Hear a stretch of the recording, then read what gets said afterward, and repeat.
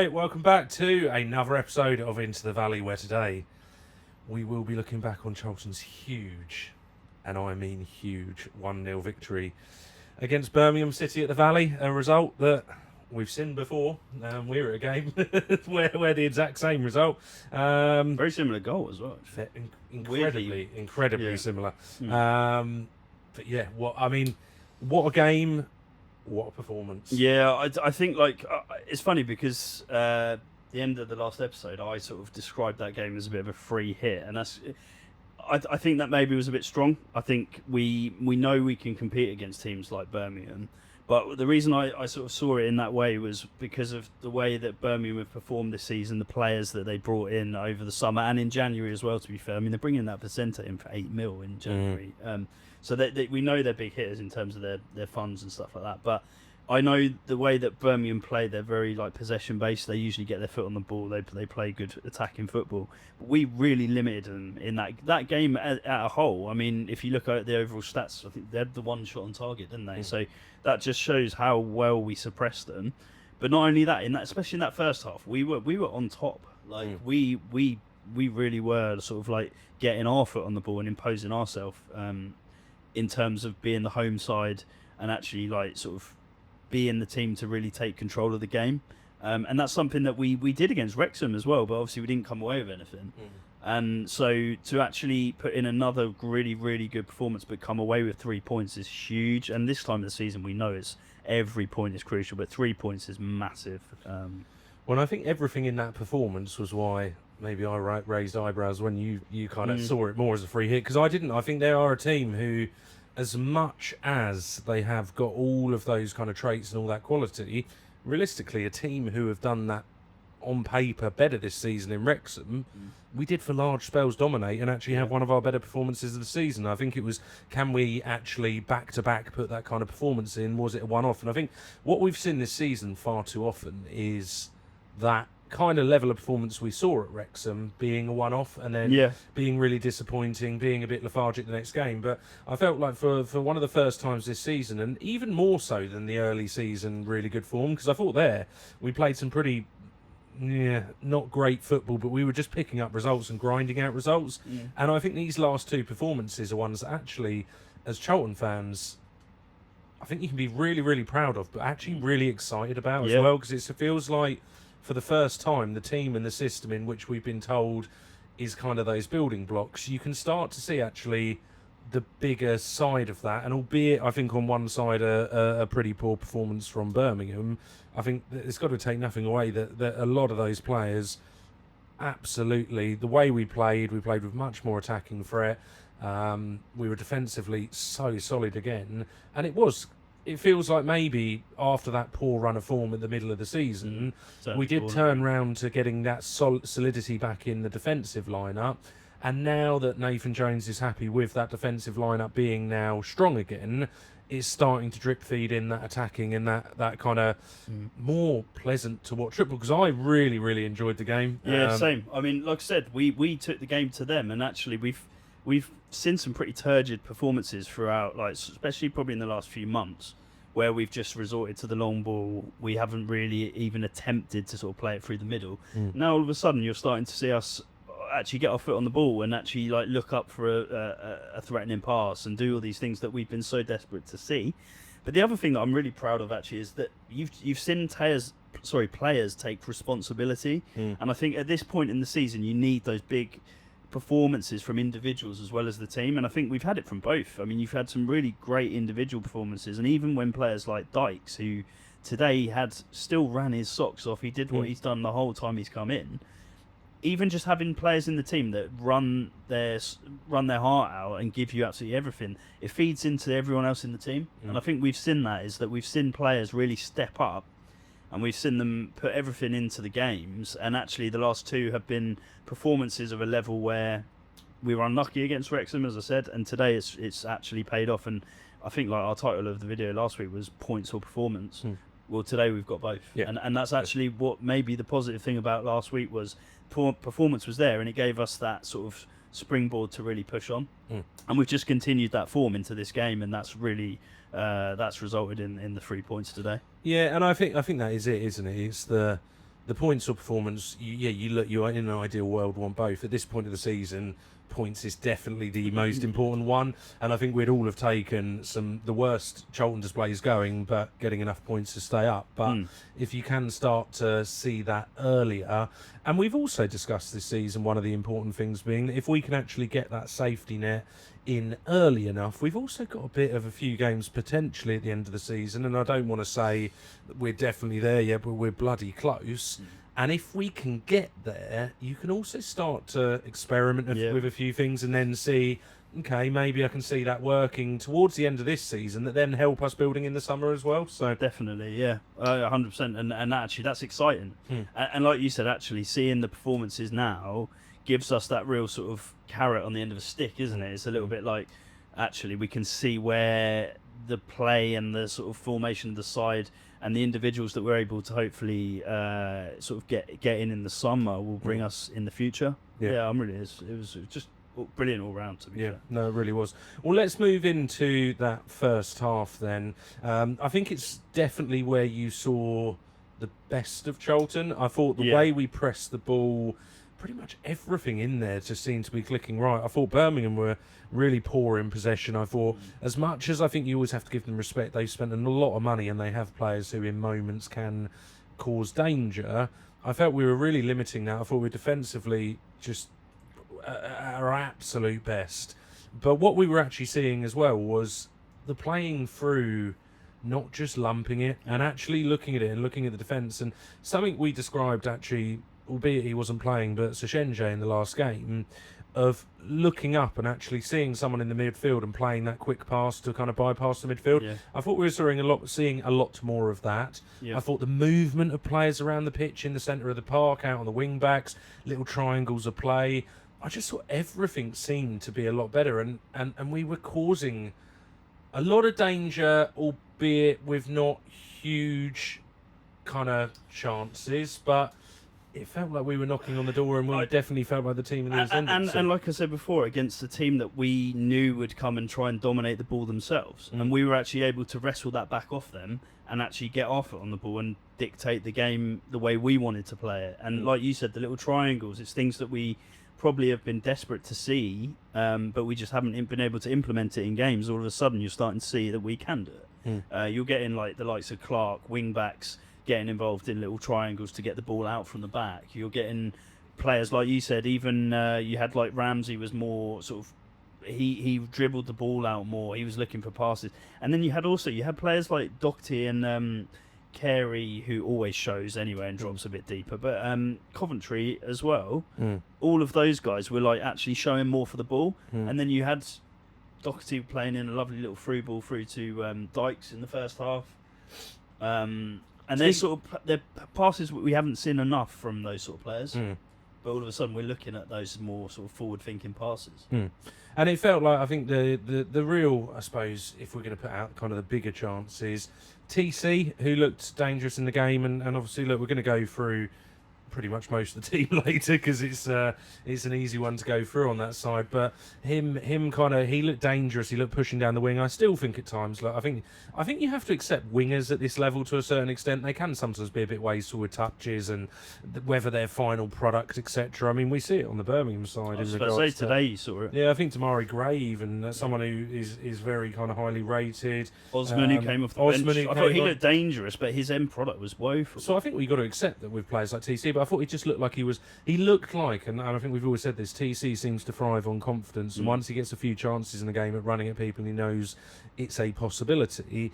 He just looked like he was going to keep giving it a go, and he got down the wing, played a lovely ball across into once again our shadow striker Harry Clark, and not a great first touch. I mean, that's what took it away, wasn't it? I think that the first touch made it difficult for him to actually get a strike on target. We also gave the players easy to press up really high to him. They did get in his face really quick, to be fair. And actually, I think even if he had taken a good touch, I think they probably would have blocked it. But what the point of that, though, was that we were seeing Campbell do what he does best. Like you said, he was actually able to beat his man, get to the byline, and then he drilled a really dangerous cross, and they are the sort of balls we want to see. Those fizzed balls across, anything can happen, and that's what happened. It took a little deflection and fell into Clark's path, and that was a really good sign that actually we were able to get at them. And that actually gives you confidence throughout the game to actually just keep pushing on. And I think we know as a team, we know from last season, they're, as much as they play possession based, they're also quite a defensive first team in regards to, that is a big strength for theirs. When you've got players like Clara, Big boy, it is a big strength for theirs. And so are we going to go there and create, as a team anyway, who struggles to create a lot anyway, we're not going to go and create chance after chance after chance. But I think we saw enough in that first half to think, do you know what, we're going to not necessarily have to just rely on that one moment being a Harry Clark kind of off chance or this, that, the other, that potentially throughout that game, if we could keep the performance up, we would get more chances. And from their side in that first half, I think they had one shot on target, as much as they had a few little moments on. I think what they do look quite good at, and I think this is where, when you have technically good players, is the speed sometimes at which they can push out from the back into a counter, I think is quite impressive sometimes. They had Gray as an outlet as well, didn't they? So Yeah. a few times that when they hit us on the counter, he looked quite dangerous. And I also think as well, they're able, like you said, to fizz the ball quite quickly into the middle of the park. And they got players who are actually willing to run into the space. So you can find yourself like sort of defending quite sort of running back to your own goal quite quickly if you're not careful with them. But I think we set up in a really solid way that we were sort of in banks, so we were able to get men behind the ball, and it was effective because, like you said, the only chance they had in that half was a P roller shot into the keeper's arms from a free kick. So well, we managed to, as you say, with players like Vicente, who they've signed for big money and who's actually had some pretty decent performances. I think since being there, we kept him awfully quiet. He just spent the whole game moaning about players sort of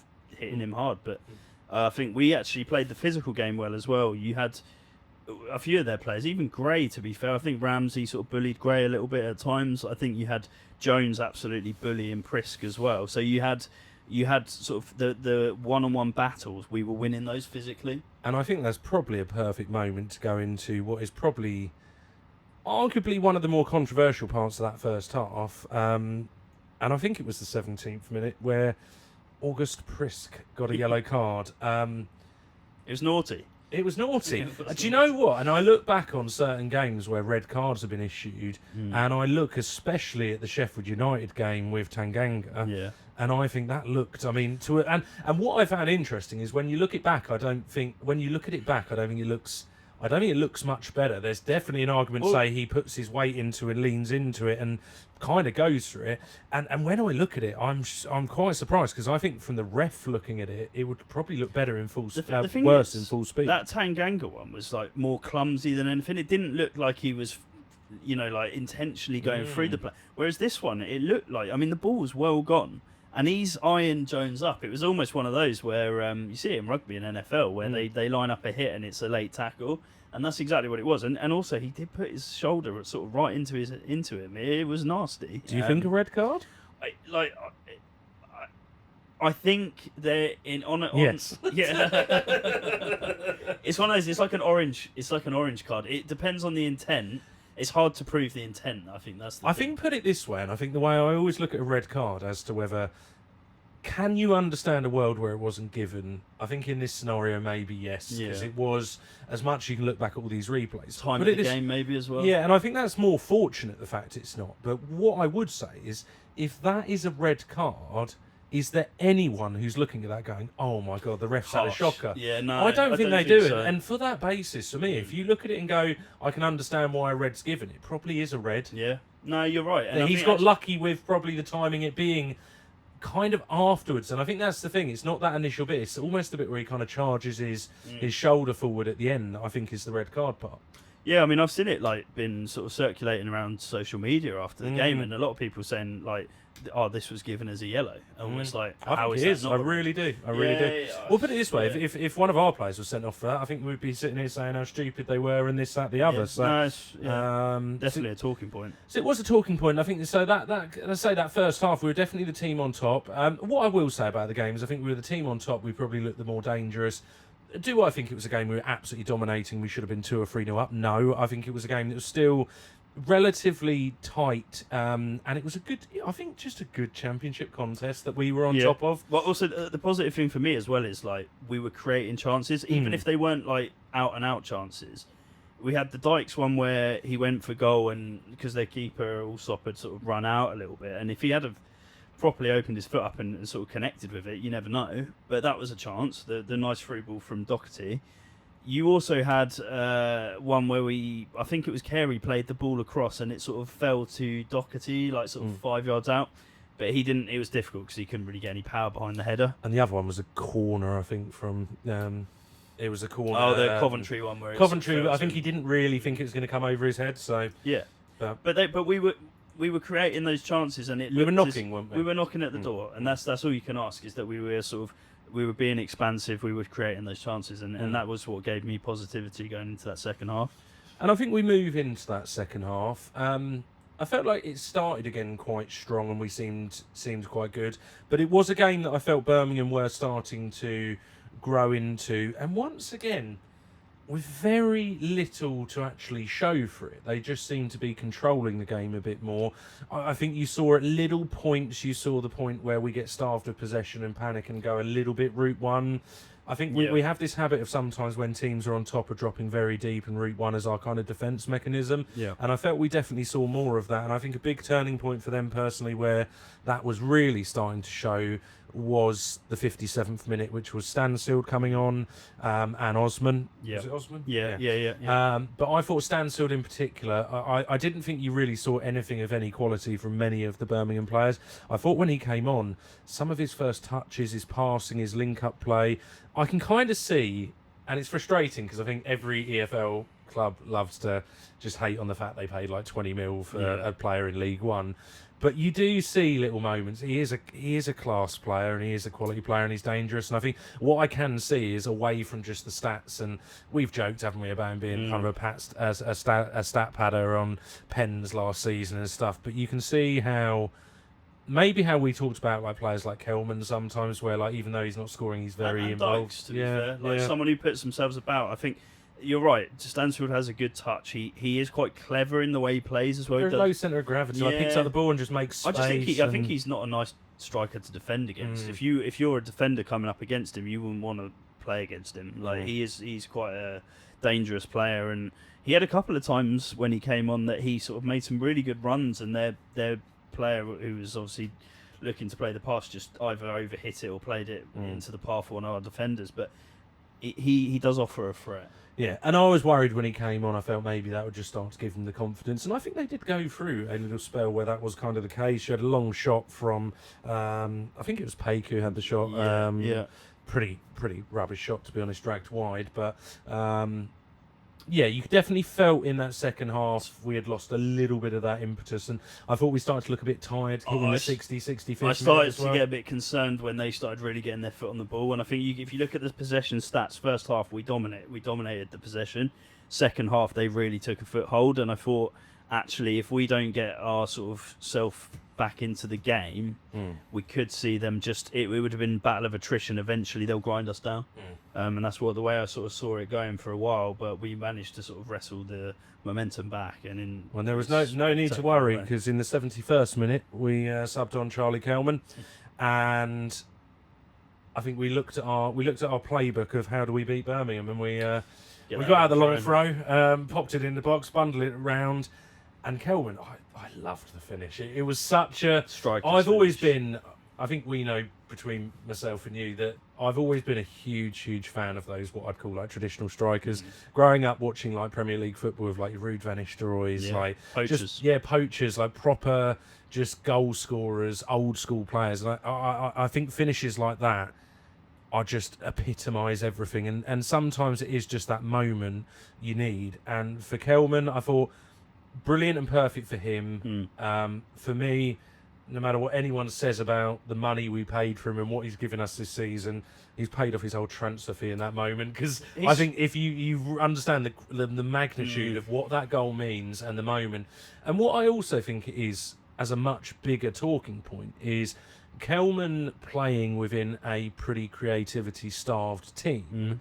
I think it's always been difficult where we do say about certain players, how much can you judge them when they've got such little in front of them. What I look at with Kelman, and he was quite honest, I think, in his interview after the game, of saying that in essence he finds himself more of an instinctive player. He knows where his weaknesses are. He wants to keep working on them. He's really excited. But I look at him and think, if we can actually start giving him the service and getting him into more positions like that, how much more effective of a striker he could be, and how good and important he could be. Well, look, I know it was in League One, but look how many goals he scored for Leighton already. He was in like 20 plus in the season. He was by far and away the top scorer in the league.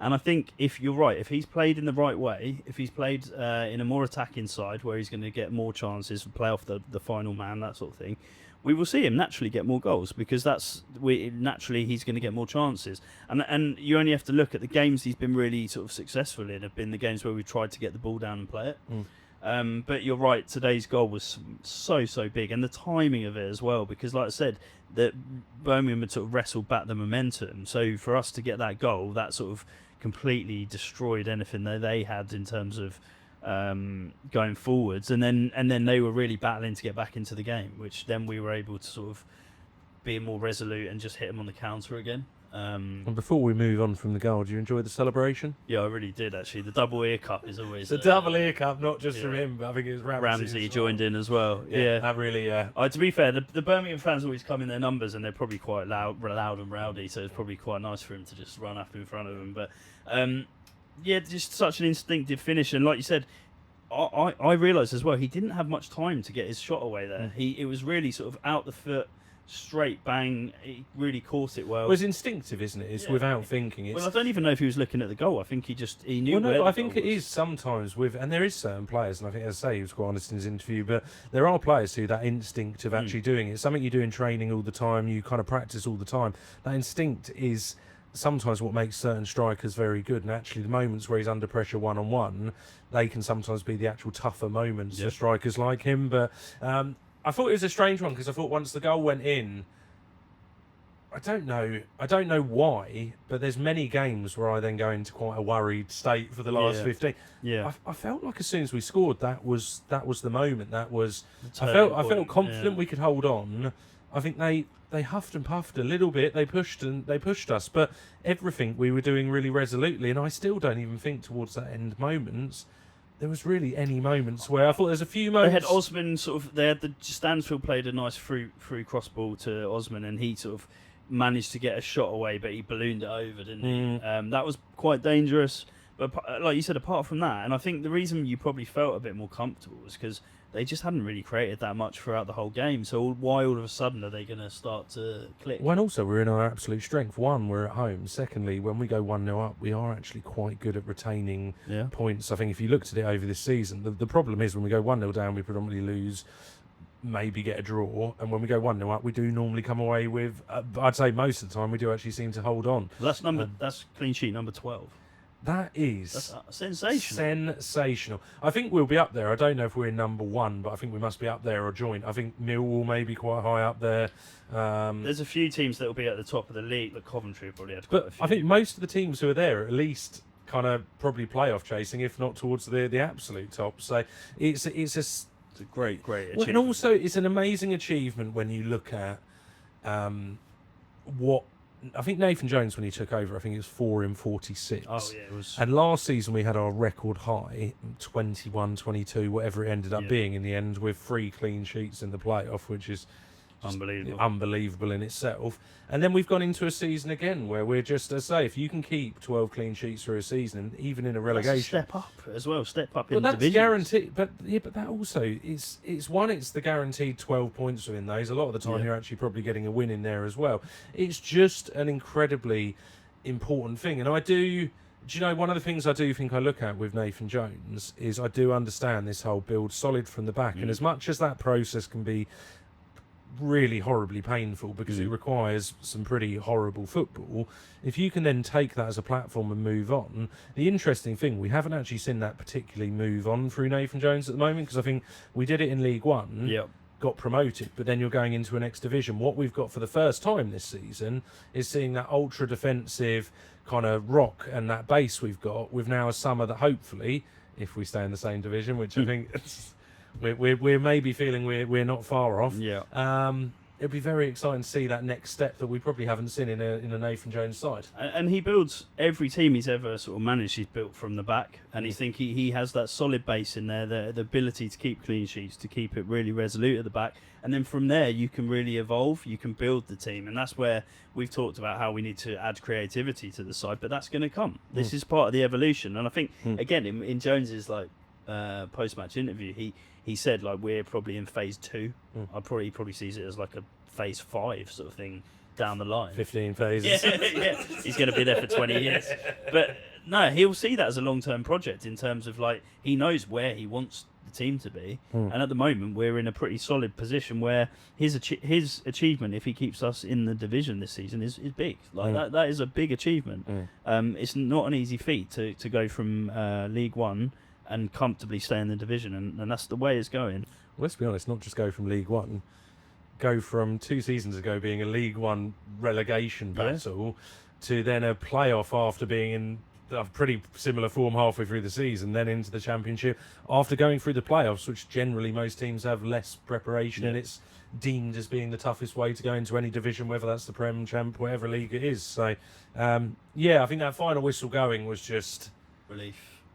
Well, I think, as we discussed it, dare I say it, I don't think it's safe to confirm, but we are very, very close. When you look at it on paper, I think for us to now go down, we have to have a monumental collapse. Because you've only got to look at, I think, over the last 8 games, we haven't lost that many. I think it might have been, we've only lost 2. So 8 games. I think it's 2 of our last 8 we've lost. We've picked up a couple of wins in there, a couple of draws. It's when you take out the average, as I say, we'd really just have to fall off a cliff and really start dropping points like no tomorrow. With games in there, for example, like the Sheffield Wednesday game, which probably having beaten Birmingham and played well against Wrexham, we'll end up losing games like that. It's the Charlton way. But it feels, I think that final whistle going, that to me felt the closest I felt to safety so far. Yeah, and it's getting a win against a team that were pushing for the playoffs. Before today, they just lost 2 in a row, but they were still well within reach of the playoffs. Well, arguably for them, I think it was a pretty must-win in that kind of desire to go for the playoffs. Yeah. And I think the psychological damage, you'd like to think they'd have gone into that knowing that, not make or break, but I think they're 11 points off now. They're very close, I think, because Wrexham have got a game in hand because of the FA Cup game today. I think to be fair, I think their Davies is probably under a bit of pressure now. I don't know what their sort of ownership would have given him as a target this season, but they would have wanted to be probably closer to the playoffs than they actually are now. I think. I think they'll be bitterly disappointed, and the performance was terrible. For their fans, they won't have been happy with what they saw. No, and I think an interesting one was, I think, just before we started recording, I actually listened to the Davies interview. And I thought he came across like he was under pressure to me. I think he was very much trying to push the fact that actually they were the better team and that actually they got control. The first half was kind of quite bitty, but he felt that no team was on top. And the second half, he felt they were really kind of dominating us. And I just don't know. I know we've seen Nathan Jones do it so many times where you just think, what are you saying? But it just seemed, I don't know. I think you can't argue with over the 90 minutes and the effort that we put in that we didn't deserve at least a point. I think 3 was fair. To be fair, I think we deserved the win. Yeah, no, definitely. Well, let's move into normally our part of the video, which is positive performance, negative performances. Who are the kind of top players? Who are the worst? I think it's safe to say that unlike other ones where we've had to just go into all negative, this is a rare one this season where we are all positive. I think it's very, very difficult for us to be able to pick out individual players. I think there's players who definitely played better, but I think they all came together today to be pretty instrumental in that performance. So what I think we'd like to go through is just, rather than the individuals, just quickly go through the lineup in kind of their setups of what they've got. So first of all, starting with that, it's a singular position, but one that I thought, if you're trying to go out there to prove a case of maybe being the keeper to go for, it would be Mannion's performance today. I thought he was absolutely brilliant, and I thought actually what it was with for me that he was so good at today was how commanding he was in his box. I think he's a bigger figure than Kaminsky in terms of he's a bit more bulky, and I think he's a bit more confident when a ball's whipped in. He is not afraid to just go leap above people and actually go through people as well. And you saw that today. Like there were a number of crosses they put in were pretty dangerous, and he just came out, commanded his area. And actually, I think as a defender, that is worth so much because you can rely on your keeper to come out. You got confidence in the fact they're going to come and clear it out. And that really sort of gave us a good foothold at the back in terms of it didn't just mean Jones had to get on the end of every header. The keeper was coming out and helping. I think he's a lot quicker off his line as well at just kind of picking up the ball. The distribution, I think he's similar to Kaminsky. I think sometimes he's a bit better in regards to the quick distribution, but I think they're similar. I don't think it's his strong point. I thought he had a couple of good throw-outs. I thought he did as well. I thought kick-wise, he did have a few where he kicked them to quite dangerous positions where it put Birmingham on the counter. I thought overall really solid performance, and I think I was always in very much Team Kaminsky, and I didn't understand this kind of Mannion being greenlit as this sensational player we got in the background. Performances like that do make me, albeit I still think I sit in Kaminsky being the number one. It opens up the debate more, doesn't it? Well, Mannion's 27, so there's definitely, he's arguably coming into, I think most keepers, you look at their peak kind of years and their best performances coming into probably their early 30s. I suppose the only argument I suppose I look at is I think I still feel more confident with Kaminsky as number one, but if we are looking at the future, if they are very similar in quality, do you actually go for a keeper like Mannion in the hope with development that potentially you can fine-tune a few things and he'll actually become better? Because I have to admit that I thought when we signed Kaminsky, I thought that was us sorted. And I don't feel like that with him. I think we've said that's probably the disappointment that's come with his signing. I don't think he's been terrible. But I also don't think he's been that rock-solid answer we thought he might be. I think he's got his limitations, and a few of those are him being a little bit shaky at times, and that's why Mannion caught my eye today a little bit. Is I felt very confident when the ball was put into dangerous areas that he was coming out and really claiming them, and I think that is a huge attribute for a keeper to be able to take the pressure off the defence. No, definitely. Well, I think moving on from there, then we'll split it in. I think with the defensive unit, it's definitely one that probably gets split between because I think you've got two very different sides of roles. I think the one I want to start with there is the centre backs, and that is the trio of Kane Ramsey, Lloyd Jones and Amari Bell. Yeah, I think those three at the back, I mean, we can pick them out as individuals, but I think as a unit, they were incredibly good today. But as individuals, I mean, Ramsey and Jones in particular, I mean, Jones, we wax lyrical about him week in, week out, but I think you said it before, like I think that might be his best.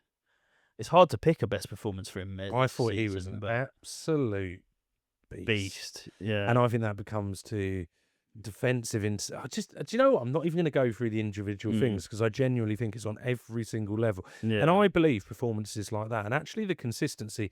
I think the consistency he started to bring this season is eye-wateringly good. I don't even think I expected it. After last season, I thought we got a hell of a player there. What a talent.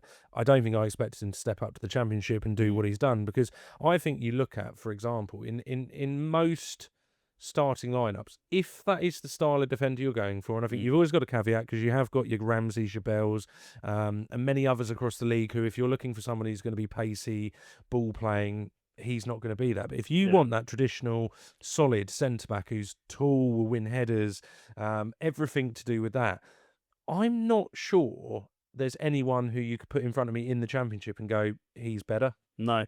I think there's ones on par and there's definitely ones who have different traits, but I think they're genuinely, I think you put him in any other team who's looking for a player like that and he shines out as one of their best players. The thing is as well, like I know Birmingham fans think Clara's like one of the best defenders in the league, and you could argue he's up there, like he's very physical, difficult to deal with.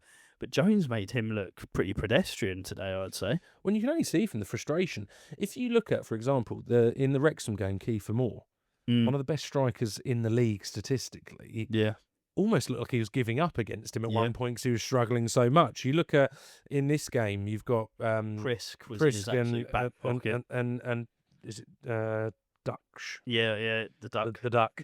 But you've got yes, you've got him, and I think both of those just it feels like some defenders don't really know what to do. And yes, No. look, there is always I think what works so well with this system, and I do think there is sometimes about a system allowing a player to thrive and kind of flourish. I think with him, what it allows is the answer sometimes when you've got that big slower defender is to try and run round them. But now what we've got is your Ramseys, your Bells, your Sachenje, who if you try and do that, they're then covering across, and it creates this, really exciting defensive unit. But one that I thought he was man mountain, I think, and actually I lost count of how many headers. I don't think he lost a header today. Like literally every single one, he just went through his man, won the ball. We're used to seeing that, but I think when you see it against higher level opposition, you're just like, actually, he is bloody good. Yeah. Like, he's very, very good. No, it was so sensational, and I thought, as you say, I think Ramsey probably stood out. Ramsey was a little bit more above Bell, and I think what we're seeing with Ramsey is a return to that really good form. Bell just. Amari Bell's Bell was just calm on the ball, as he always is, and able to dribble the ball out, but also just solid at the back. But on Ramsey, though, like I want to say, like he was up against Gray for quite a bit of the first half, and he really did deal with him well. Like he kept him quiet, and then in the second half, he was up against Osman, who's lightning quick, and again, like Osman was trying to get past him, and he was getting a foot in there early. He was flying in with tackles. He was able to, if Osman did nudge it around him, he was recovering and getting on the end of the ball. Well, naturally, Osman he's quite quick. He's quite physical, and dangerous. He's already played 60, 70 minutes at that stage, so he is going to get beaten a few times at that. But he is capable of recovering, and that's what he was doing. And actually, in the stage of the game where the game was getting stretched, he was still giving absolutely everything. And I think you can't really ask for more than that. Like he put everything into that game. Yeah, no, definitely. Well, let's move on then to the second part of that defensive unit, albeit this kind of comes into a midfield-ish unit as well, and that's the wing-backs. We had, obviously, Clark and Chambers. For me, probably, if you were to have any player who I thought probably didn't stand out as much, Chambers was probably the one today. Yeah. I don't really think put it this way, Clark I thought was absolutely brilliant. I thought once again he was proving why he's been so instrumental in the way in which we're playing and how it's changed. Chambers, for me, did nothing bad, had a few all right moments, but just didn't really seem to impact the game I think much. at times Chambers shows his age. I think sometimes you can tell that he's a bit inexperienced, and sometimes he doesn't quite know when to sort of commit or when to play a pass, that sort of thing. But one thing I will give him is he does give his all. He does fly into tackles still, which I love to see, especially from like wing backs. And also he has got a bit of quality when it comes to his passing and things like that. You do notice sometimes he'll get his head up and play a nice pass, and actually that's good to have because it gets us a bit more on the ball. It calms us down a bit at times. And when I watch us play as well, it seems like Amari Bell is kind of not tutoring him, because that probably sounds a bit. No, I know what you mean. You can see actually in games, you can actually see the players actually kind of working with him sometimes, and actually probably knowing that he has got that young side of not that huge level of kind of professional football, and obviously coming off the back of the injury as well.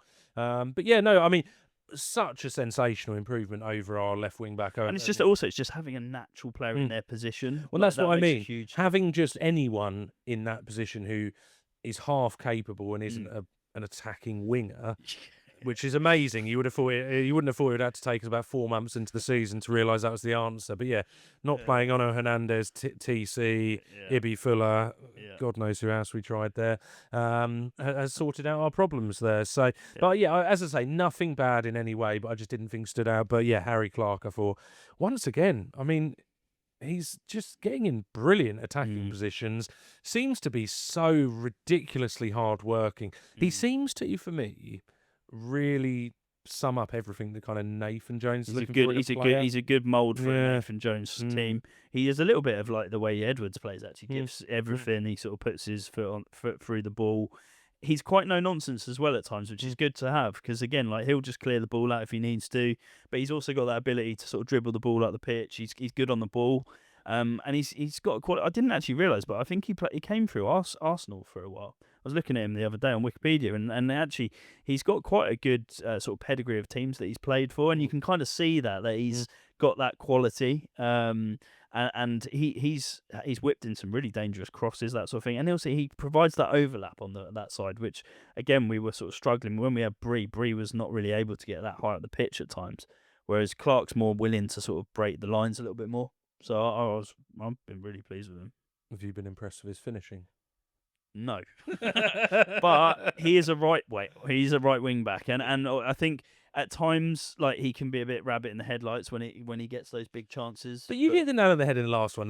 Let's say I was frustrated when he missed the chance, etc. And I think we know. But what I will say about him is it is quite impressive the positions he finds himself in. I think that's 3 or 4 games in a row now that he's found himself in very dangerous positions in the box, 2 of which he should have scored. One today that with a slightly better first touch, he maybe would have had a better chance. But the fact he's there in there... It also shows he's got a bloody good engine. Yeah. To be able to get up and down the pitch like that, because he's constantly defending. So he's got to be back and forward. Well, I stand by with these 2 wing-backs, whatever we kind of say towards them. I do genuinely believe the moment at which Clark and Chambers came into that squad was kind of the turnaround of our season. It was. And I think it's highlighted how instrumental and how difficult those sections of the pitch were creating I suppose the level of problems they were creating. Albeit we've still had issues since then. I think that's been like the kind of transformational. It's been the catalyst for changing the season. And another brilliant performance, especially with Clark. Middle of the pitch. I was hoping maybe would be the one day that I would see. You almost got it. Yeah, I did. Yeah. The Coventry, Rankin Costello and Carey. Minus Rankin Costello in for Doherty. We saw what I would describe as a very early season centre-mid pairing, one that we haven't seen for a little while. But that was the go-to, wasn't it? It was. It was the start of the season, and what kind of we actually did quite well towards the beginning of the season. I think what we've learned with our centre-mids this season is creativity is not their absolute strong point, but it does seem like different pairings work for different games, and I think there's ones that we need more of the legs, there's ones we need more of the experience, whatever it might be. I thought what this midfield offered today was just a better balance between everything. I thought the effort and it did need that dogged kind of running round, getting blocks in, getting tackles, which we know Doherty and Coventry especially are very good at, but they just played the ball a bit more, and it was so lovely to see, and something that I suppose you look back on a little bit with frustration, that you can go, it's the development of the squad and this, that, the other, but you do look at it sometimes, and when I see performances like that, a bit like how we say with TC sometimes, why can you play that good and why can you do that sometimes, but other games you look like you haven't ever kicked a ball apart from backwards or sideways, and I don't quite get it, but it worked today. No, and like I said, Doherty had a fairly. I thought what he did well was like you said, he did what he always does, and he did his hard running, and I think as well the reason that probably Jones looked at him in this game was he probably thought we were going to have a lot of spells in the game where we don't have much of the ball, and you need those players who are the heavy runners who are going to cover the yards, which we know he can do. But on top of that, we actually ended up getting our foot on the ball probably more than what we expected. So then he was able to push the ball forward and actually played some lovely little through balls and passes throughout the game. Well, and I think arguably that is the exact thing as well. I don't think we set that midfield up to necessarily have to do what they did in regards to getting on the ball. But one thing is, hats off, because to be honest, they were maybe given a role and a game opened up that they weren't expecting, and they grabbed it with both hands. Coventry's another one, to be fair, that did really well, and actually he was another one that actually looked more comfortable. At times he can look a little bit sort of like he doesn't quite know what to do with the ball, but today he was more progressive. I think Carey comes into that as well, because I really like over the last few games of Carey, he seems to be playing. I think we've always seen him in this kind of centre attacking mid role, running between that quite central area. It seems like we've given him a bit more freedom. Like Romeo, like pretty much said to him, look, these guys will do the kind of dirty work, and you can go wherever you want. Whether that's you want to run out on the left and play overlaps, or if you want to drop deep and play a drop. And his crosses have started getting really, really impressive from some of those deep areas. He put one in today that was ferocious. Yeah, it's brilliant. So dangerous. And I just think this free role, if we can build a team that will allow him just to kind of roam all of that space, it might be where we take him to that next level. Because I think what we've seen this season is a player who's been somewhat frustrated sometimes with what's going on around him. Definitely had very good moments, sometimes been learning parts of the league and how to play things. But for me, that role we've seen him drop into the last 2 games definitely would be the direction I'd be pushing him in. Well, also that sort of free roaming role, like you said, where he's able sort of that sort of second third of the pitch, he's able to just sort of sprint around and sort of get his foot on the ball. They're the positions where he will open up little pockets where he can get the shots away, and if not, then he's creating spaces to cross the ball in, like you said, and his crossings is very good actually. And on top of that, he's able to get his shots that we know he's so good at from distance. That will just give him more confidence, more freedom to sort of express himself, and that's where we see the best of Sonny Carey is when he's able to sort of express the way he plays. He's very attack minded, isn't he? So yeah, that is working nicely now.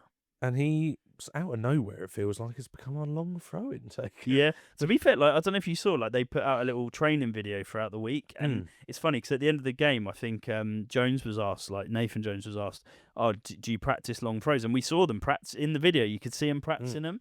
So it just shows that actually that's quite a big part of the game now. And I think But I think it is across all the divisions. Yeah, you've seen Arsenal, it. And it's, Arsenal, left, right, and centre. Arsenal have done it, but then lots of teams do. It seems like it's a style and I mean, Rory Glatt must be furious. It's become a big part. He would have been probably an 80 to 100 mil player, and if he at Barca. But yeah, no, it definitely has. But it's to say you kind of have to play the systems that are there, and it seems to be something that's. I think there's a lot. It's a huge numbers game. It just causes chaos, doesn't it? And the trajectory is usually a bit different from a corner and that sort of thing. And obviously, we saw from the goal, like it creates a bit of mayhem, and then anything can happen when the ball drops. Looking forward to Josh Edwards being back because he's got an absolute he's rocket. got a rocket, There's no one else who's quite got the throw in like him. But yeah, no, Carey stepping into that is. Yeah, and he's doing a good job. Yeah, he is. Yeah, he's doing a good job. Well, let's move on to the final one of that starting lineup then. So it's obviously the attacking two players, Lyndon Dykes and Campbell, and it seems like that's the duo that we're pushing more towards at the moment. It's a bit little and large, isn't it? Yeah, it seems the favoured, albeit depending on the game. I think there's arguments to say Kelman with Dykes, depending on the kind of team, especially if he can get a bit more form and a few more minutes. We'll quickly start on Lyndon Dykes on those two. I think Dykes had, I would describe it as a brilliant performance in regards to running around. Yeah. I couldn't give you that many chances. I don't think he had that many seconds, but he just did everything he does well. But he's a nuisance, and he harries so well. And like at that top of the pitch, it's a tough gig when you're having to sprint around. And I watch him sometimes, and he'll go from the challenge, sort of charging down the goalkeeper, to then right out wide, back inside, back across the pitch, and he doesn't stop running. He's a nuisance.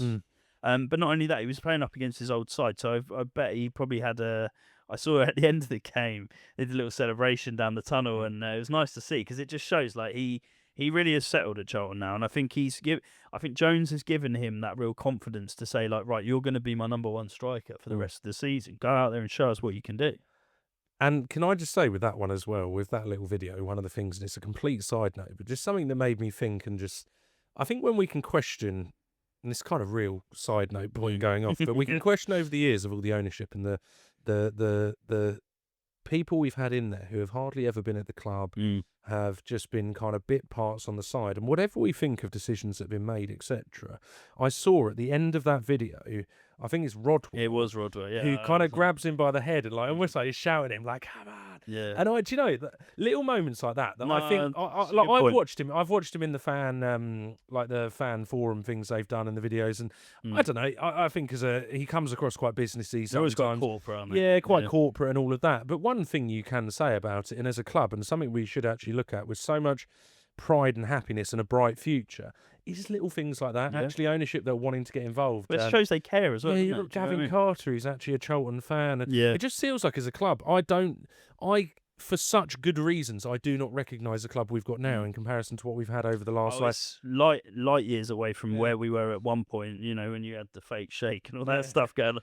Do you know what I mean? That was dark times. And actually, you're right. Like, there's people in places of importance now in the club that actually care. They care, and you can see it. And like I say, actually seeing moments like that does prove that they're there to do a job, but they're also there because they're passionate about the club, and that rubs off all the way around the club. And you've seen it. I mean, even the improvements in the ground, the way that the fans are coming back, like we're in a good place. Well, I saw as well, apparently, I think they've sold the most amount of season tickets on like opening day of season tickets going on sale for the next year. I'm not surprised. In like 10 years or something. I'm not surprised because like also you just get the more casual fans who maybe like were just fed up of the terrible football start to come back because they know we're getting better clubs coming to the Valley. They're going to get a better performance. And Jones has got a lot to do with that. Yeah, as I say, I know it's a bit of a weird side point, but it's just one that, as I say, I watched it once. I went, "Who's that?" And then I watched it again, and I thought it just put a smile on my face. No, I it's don't know good. why I say it. Maybe for No. I say for all the years we've had such awful ownership and such no one who cares at the club. For me, it just, as I say, it just further instates that good future we've I got. enjoyed to see it as well. The next one to move on to for those final two attackers, TC. I thought brilliant performance. Yeah, once he again, was. as I say, I thought it was one that, he's a winger. Yeah, he'll waste some chances. Won't always take the best touch. But I thought the danger was there. There's a bit the confidence to run at people. He was putting a few balls in the mixer, and I'd say was slightly better quality than normal, and was just a nuisance. Yeah, that's what we want from TC. I think when you look at TC, who we hope obviously every week is going to be banging in goals and assists, when he's not doing that, the one main thing we want is him causing a nuisance. Yeah, and that doesn't always have to be with the final product. It's just dragging players out of position. I was about to say, like, dragging defenders out. I felt that was his game today. It was, and also with TC, we've said all along, like, he does have some games where he just doesn't look quite on it, but you can tell immediately in games from the very start when he is on his game. And today was definitely one of those. You could tell from the very get-go that he wanted to get on the ball. He was ready. He was raring to go, and he was ready to run at players. And actually, he made the life really difficult at their right back. And he had a number of times where he managed to just keep the ball in on the byline and then sprint past them and stuff like that. And they are where he's absolutely at his best. We know how good he is when he gets in those positions. And also, like, he created that chance for Clark, which on another day could have been a goal, to be fair. No, definitely. No, really good performance. And, just... Nice to see, isn't it? Like I say, we've seen too many hot and cold ones with him, but today was definitely one of his better performances. Yeah. And quickly, just looking over the subs bench, not one to go into too much detail, but Rankin Costello, I think we both said, seemed to come on. I thought he came on at a good time when he was able to bring a bit of energy to the game. Yeah. Kelman, we've discussed through, look, brilliant to come on, get the goal, hopefully confident, super sub, and I think a really good performance. The final three, Leeburn, Gillespie, and Cody, not much to it. I think Leeburn did quite well. Yeah, Leeburn came on and dangerous. Yeah, quite dangerous. Had that chance towards the end, didn't he? He had a couple, I think, but he created them for himself. Like one of them was good feet to get the ball out of his feet. So he's a great player to have off the bench. And then Gillespie and Cody. Gillespie, I think you even said, even though he came on, didn't have much, he still got better clearance. So overall, that's the Birmingham game. Just brilliant. And as I say, I think it's probably one of the most recognisably important results of the season. As I say, it felt so important. I did my weekly one word assessment of the game, and I got a few back, so I just want to quickly give those a read because I had one that I really enjoyed actually. Fair? Do we have fair? No, we don't have fair this week. We haven't got fair this week.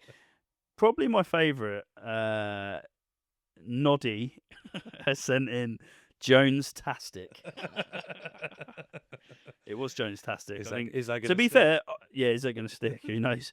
I mean, I would say a lot of that game today was on Jones. I think tactically he got it bang on. To be fair, he was a big part of the reason why we won that game. And the critics are there for him. I think you've got to look at. I think anyone who criticises, we've said it about a lot of players this season, but you've got to say about management as well. I think what Jones has done over the last 8 or 9 games, there is an argument to say you have to look at it and say fair play. Yeah, no, he has been a big reason why we've come away with points this season. Tremendous, absolutely, and epic. Yep. They're all. I'd say everything, and there's many I was going to say go through the thesaurus. To be fair, for me, vital. I think is probably. It was vital. Yeah. I'd say it's the difference that makes is just incredible. Well, let's quickly, as I say, I don't want to. I know we've that as a part of it has taken on quite a long time. So we'll quickly have a look over next game, which is coming up on Wednesday. So Wednesday evening under the lights against Middlesbrough away. It's a tough game. It's a tough game. What I will say about it is it's an incredibly tough game. They're well informed. We've gone away to Southampton, who are in very good form, have been pulling teams apart 5-0, and we managed to get a result. Look, do I think it's probably going to be more down that road? Probably. Do I think we should take some confidence from the fact that we are keeping clean sheets quite frequently at the moment? We're defensively solid, and we seem to have unlocked a bit of a key to our attacking ability. I think we've got to take it into that to say it's not out of the question to say we could pick up some points here, but I think what we've allowed in what happened in the Birmingham game is it's a tough game. Bit of breathing space. Yeah. In terms of, I think the one we've said about free hit that I don't think exists at this point of the season, but probably we're the closest to it in this game. And I think as long as we can see a valiant kind of put a lot of effort in Yeah, performance. it's going to be more that we see the players put everything in, which we've seen for the last few games, to be fair, and I don't see a reason why that won't change. But the biggest thing is, like I said, being sort of really solid in our setup. We're away from home, so I expect us to sort of put in one of those Nathan Jones away performances where we're just really tight at the back, and then we maybe take one chance or two of the chances that we sort of create in the game. There's a flip side to this Middlesbrough game. Because do you want Middlesbrough to win? And the reason for that being Millwall are the ones who are absolutely snapping at their ankles. The more the season goes on, the more I see Millwall still sitting in this position. I'm starting to get worried that they could potentially do it, and I really don't want that. So I think there's an argument to say win-win. Yeah, win-win. No matter what happens on Wednesday, we'll be celebrating, and I'll probably celebrate maybe a loss better than I would a win. But let's not get too arrogant with the table, because we have still got a little work to go. But not safe yet. Yeah. If we're going to lose any of the next games coming up, I think it's the one that I can just about swallow. So, well, let's quickly move on to have a look at the league table. Pop it up on the screen there. Still sitting in 18th, but we have got the 9-point buffer. We've tightened the gap up with the sort of teams above us now as well. So all of a sudden, like, if we win a couple more, we'll put it this way: QPR in, I think, relative 3 points above us. Yeah, they're 3 points above us with a game in hand. But Stoke, who we were having a conversation, we were in free-fall, and they were in like a top 2 race. Yeah, and we are now 3 points off Stoke.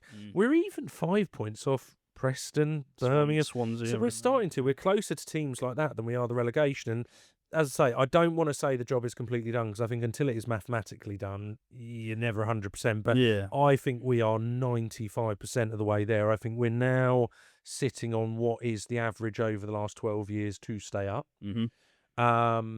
I think it will be a high season on the points tally, because you got some stronger sides down the bottom this year. So I think that's probably why it might be. I think you've just got more capability of like a Leicester and a West Brom, albeit they don't look like it now. Going on a run. They have got the ability in the squad of something magically happening. I think that's why teams like Blackburn will be very nervous now, because they'll see the fact that actually West Brom and Leicester have got quality in their side. It wouldn't take much, and even Oxford, I mean, they've won the last 2, haven't they? So even in Oxford, if they go on a couple more game run, then all of a sudden Blackburn get dragged right down into the So, I mean, like you said, we're not out of it, but we've given ourselves a bloody good go now, because... My God, we are close. We are As close. I say, 9 points with 10 games to go. That's a hell of a swing. And as I say, I think we're now in the position where if we went down from this position, it's on us. Yeah. Oh, yeah. 100% it's on us, because we've got very, very little now to do to get us over that line. And I just hope we can go on and carry on this run of form, carry on these performances, and get it as early as possible. Because as I say, I do think there's some importance at the end of this season in checking out some things and kind of working out with certain players what we think of them, and maybe trying some systems. So. One thing we can guarantee as well with a Nathan Jones side is they won't just they're never going to down tools, but they're not going to let up on the way that they play. That's how we play, is we put everything into every game. So regardless of what team we come up against, there will be no difference between us playing Middlesbrough and playing Sheffield Wednesday. We're going to put the same performance in. So that's where actually those games against the sort of higher teams, we can get stuff from those, because that's how we perform. That's just how we go about games. So well, let's see. Well, thank you very much for listening. Hope you've enjoyed this episode. Please do remember, if you do like the videos, please do remember to hit the like button, hit the subscribe button, little notification bell, so you'll see when new episodes come out. Next episode we'll be recording on Wednesday evening to release on Thursday morning. We'll see how we get on with that one and go from there. But thank you very much for listening, and we'll see you on the next one.